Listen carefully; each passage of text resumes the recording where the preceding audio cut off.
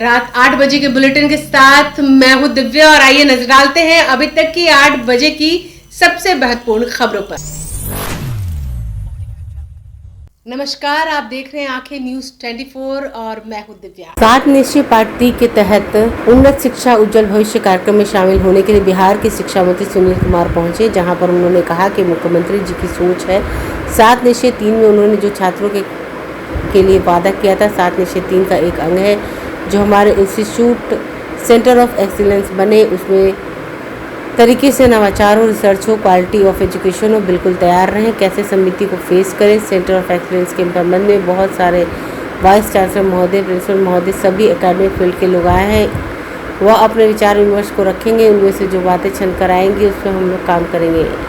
100 समय इंक्रीमेंट करेंगे। बिहार के छात्र का भविष्य उज्ज्वल हो। मुख्यमंत्री नीतीश कुमार का शुरू से मानना है उन्नत बिहार उन्नत शिक्षा के क्षेत्र में कैसे दें, इसलिए कार्यशाला आयोजित की गई।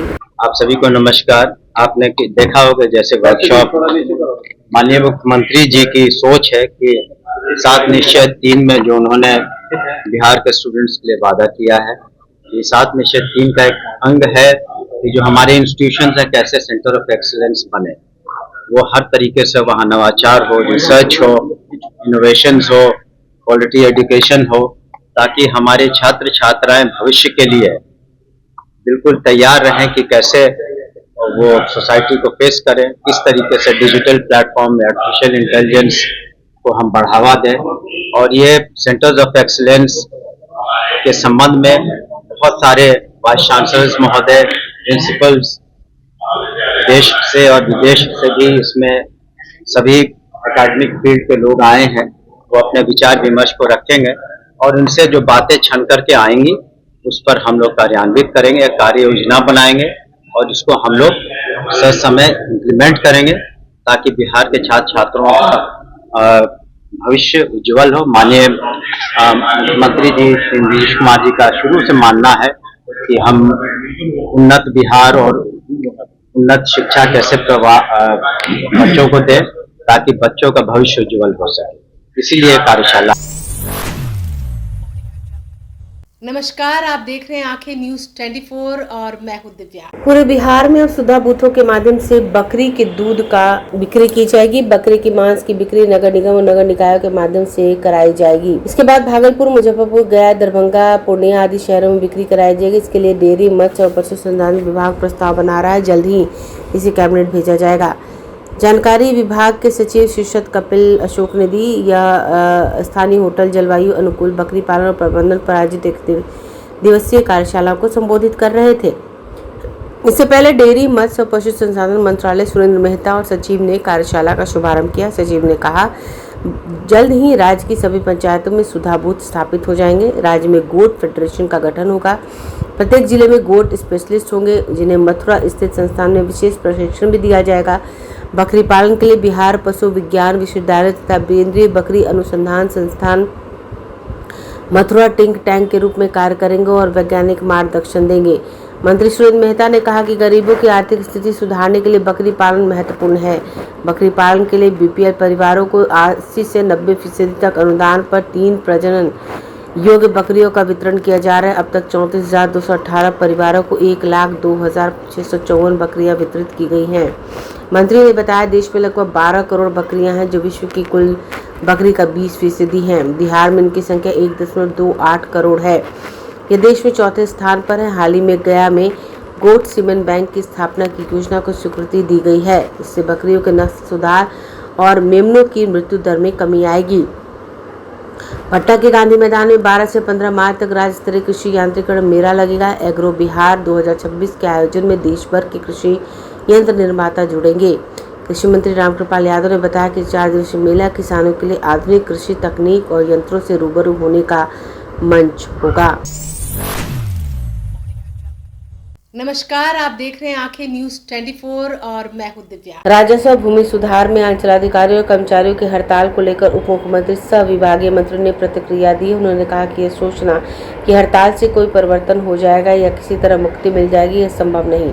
उन्होंने साफ किया कि जनता के हित में जो अभियान शुरू किया गया उसे हर हाल में अपने लक्ष्य तक पहुँचाना होगा। सरकार की प्राथमिकता है कि आम लोगों को राजस्व और भूमि से जुड़ी सेवाएं समय पर मिले, इसलिए इस दिशा में शुरू किए गए सुधारात्मक कदम जारी रहेंगे। ब्यूरो रिपोर्ट, आंखें न्यूज़ 24। लोग भ्रम में न रहें। कल भी एनडीए की सरकार थी, आज भी एनडीए की सरकार है, कल भी एनडीए की सरकार रहेगी। लोग जो वर्गलाने का खेल खेले हैं कर्मचारी और आरओसीओ को कि परिवर्तन होगा, मुक्ति मिल जाएगा, ये संभव नहीं। हर हाल में जो जनता के हित में अभियान शुरू हुआ है राजस्व भूमि सुधार विभाग के अंदर, उस लक्ष्य को पूरा करना होगा। 40 लाख परिमार्जन और 6 लाख जो म्यूटेशन से संबंधित, ये इसका समाधान करना होगा। ये जब तक हड़ताल कर रहे हैं, हर दिन की गिनती हो रही है और ये अपनी सहानुभूति को खो रहे हैं। और ऐसे लोग समय रहते सावधान हो जाएं, क्योंकि राजस्व भूमि सुधार विभाग बिहार के लिए अभिशाप बन चुका था। अब ये डबल इंजन की सरकार में मोदी जी, नीतीश जी का जो संकल्प है सुशासन से समृद्धि और विकसित बिहार का, उसको साकार करने के लिए इसको ठीक होना अति आवश्यक है। इसलिए भ्रम में न रहें, समय रहते आकर के अपनी अपनी जिम्मेवारी को संभालें और काम करने वाले को ही सम्मान मिलेगा। जो गंदी राजनीति करके के वातावरण को दूषित कर रहे हैं और काम करने वाले सीईओ को धमकी दे रहे हैं, परेशान कर रहे हैं, कई कर्मचारी, कई सीईओ काम कर रहे हैं, उनको भी लोग धमकाने का प्रयास करें, उनको चिन्हित करके कार्रवाई करें। समाचारों में वक्त हो चला एक छोटे से अंतराल का। पटना में कई वर्षों से शिक्षा में अहम योगदान दे रहा है Gyansthali high school Alamganj Patna city, जहां 10वीं और 12वीं की बोर्ड परीक्षाओं में 100% अंक प्राप्त कर रहे हैं बच्चे। एक ऐसा स्कूल जहां न केवल होती है पढ़ाई, बल्कि साथ ही साथ होती है कल्चरल एक्टिविटी, स्पोर्ट्स एक्टिविटी से जुड़े गेम्स, मैथ ओलंपियाड से लेकर साइंस ओलंपियाड, जहां बच्चों के लिए स्कूल कैंपस अत्याधुनिक सुविधाओं से लैस, छोटे बच्चों के लिए वाहन और ट्रांसपोर्ट की विशेष सुविधा। तो देर किस बात की, आज ही कराएं अपना नामांकन Gyansthali high school Alamganj Patna city में, जहां नामांकन की प्रक्रिया जारी है। संपर्क करें पुलिस चौकी आलमगंज मेन रोड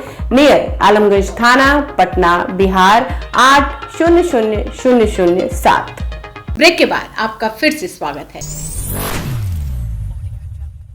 नमस्कार, आप देख रहे हैं आंखें न्यूज़ 24 और मैं हूं दिव्या। मुख्यमंत्री नीतीश कुमार आज अपनी समृद्धि यात्रा के तीसरे चरण की शुरुआत कर दी। मुख्यमंत्री पटना स्थित अपना आवास 1 अणे मार्ग से निकल चुके हैं और आज से 5 दिनों तक राज्य के कई जिलों का दौरा करेंगे। इस दौरान वे विकास योजनाओं का निरीक्षण करेंगे, नए प्रोजेक्ट का उद्घाटन करेंगे और अधिकारियों को योजनाओं में तेजी लाने के निर्देश देंगे। हालांकि इस यात्रा को लेकर सियासत भी तेज हो गई है, विपक्ष लगातार सवाल उठा रहा है। बिहार के मुख्यमंत्री नीतीश कुमार ने 10 मार्च से समृद्धि यात्रा के तीसरे चरण की शुरुआत कर दी है। मुख्यमंत्री पटना स्थित अपने सरकारी आवास 1 अणे मार्ग से निकलकर पहले दिन उत्तर और पूर्वी बिहार के कई जिलों का दौरा करेंगे। यात्रा के पहले दिन मुख्यमंत्री सुपौल, मधेपुरा, अररिया, किशनगंज, कटिहार, सहरसा, खगड़िया, बेगूसराय और शेखपुरा समेत कई 10 जिलों का भ्रमण करेंगे। इस दौरान वे राज्य सरकार की 7 निश्चय योजना और अन्य विकास योजनाओं का निरीक्षण करेंगे, साथ ही कई योजनाओं का उद्घाटन शिलान्यास भी करेंगे। मुख्यमंत्री की समृद्धि यात्रा कुल 5 दिनों तक चलेगी। इससे पहले वे 2 चरणों में 12 जिलों का दौरा कर चुके हैं। इस यात्रा का मुख्य उद्देश्य बिहार को विकसित राज्य बनाने की दिशा में चल रही योजनाओं की प्रगति की समीक्षा करना और अधिकारियों को काम में तेजी लाने का निर्देश देना है। वहीं मुख्यमंत्री की इस यात्रा को लेकर सियासत भी गर्मा गई है। विपक्ष का कहना है कि यात्रा सिर्फ राजनीतिक संदेश देने के लिए की जा रही है, जबकि सत्ता पक्ष का दावा है कि बिहार के विकास को गति देने के लिए की जा रही है। अब देखना होगा कि मुख्यमंत्री इस समृद्धि यात्रा से विकास कार्यों को कितनी रफ्तार मिलती है और इसका राजनीतिक असर आने वाले दिनों में कितना दिखता है। ब्यूरो रिपोर्ट, आंखें न्यूज़ 24। नमस्कार, आप देख रहे हैं आंखें न्यूज़ 24 और मैं हूं दिव्या। पटना में सोमवार की दोपहर के बाद कई प्रखंडों में बूंदाबांदी हुई। वही दोपहर में सूरज के तेवर तल्ख थे। वही मंगलवार को पटना जिले के 1-2 स्थानों पर आंशिक तौर पर बादल छाए रहने का पूर्वानुमान है। इस कारण तापमान में विशेष बदलाव होने के आसार नहीं है। मौसम विभाग के अनुसार सोमवार को राजधानी के अधिकतम तापमान में 1.4 डिग्री सेल्सियस की गिरावट और न्यूनतम तापमान में 0.3 डिग्री सेल्सियस की बढ़ोतरी हुई। पटना का अधिकतम तापमान 31.5 और न्यूनतम 23.7 डिग्री दर्ज किया गया। न्यूनतम तापमान में पिछले 1 सप्ताह से लगातार बढ़ोतरी होने के कारण अब लोगों को रात में भी गर्मी का एहसास होने लगा है। दिन में तो लोगों के पसीने छूट ही रहे हैं। सोमवार सुबह से आसमान साफ था, लेकिन दोपहर बाद राजधानी में कई जगहों पर आंशिक बादल का प्रभाव देखा गया। इस दौरान दानापुर इलाके की कुछ जगहों पर बूंदाबांदी भी हुई। इसी कारण अधिकतम तापमान में गिरावट आई। एक दिन पहले रविवार का दिन गयाजी जिले में एक सीजन का सबसे गर्म था, लेकिन दूसरे दिन सोमवार को बादल छाए और अधिकतम तापमान में 2 डिग्री की कमी आई। चक्रवाती संचरण के प्रभाव से रविवार की रात से बादल छाए, सोमवार की सुबह से बादल छाए रहे। दोपहर बाद धूप निकली, लेकिन रविवार की तुलना में कमजोर रही। नतीजा बादल से अधिकतम तापमान घट गया तो न्यूनतम बढ़ गया। सोमवार को अधिकतम 31.6 और न्यूनतम 20 डिग्री रहा। रविवार को अधिकतम 33 और न्यूनतम 19 डिग्री रहा। पिछले साल 2025 में 9 मार्च को अधिकतम 32 और न्यूनतम 13 डिग्री रहा। मौसम विशेषज्ञ ने बताया कि उड़ीसा के ऊपर एक चक्रवाती संचरण बना हुआ है, इसका मूवमेंट थोड़ा ऊपर है। इस वजह से सोमवार को बादल छाए, अधिकतम घटा और न्यूनतम तापमान बढ़ गया। मंगलवार की सुबह हल्के बादल का अनुमान है, घने बादल या बारिश की संभावना नहीं है। बता दें, रविवार का दिन इस सीजन का सबसे गर्म दिन रहा। अधिकतम तापमान सामान्य से करीब 3 डिग्री अधिक 33.5 डिग्री रहा। 3 दिनों से लगातार अधिकतम तापमान बढ़ रहा था। सोमवार को बादल छाए तो बढ़ते तापमान पर ब्रेक लग सकता है। मौसम में आए बदलाव के बीच सोमवार को बारिश होने की संभावना बनी रही। हालांकि देर रात बारिश की उम्मीद लगाए लोगों को हसरत पूरी नहीं हो सकी। बारिश होने से किसानों को काफ़ी राहत मिल सकती है। मालूम बता दें कि पिछले 2 दिनों से मौसम में बदलाव नजर आ रहा है।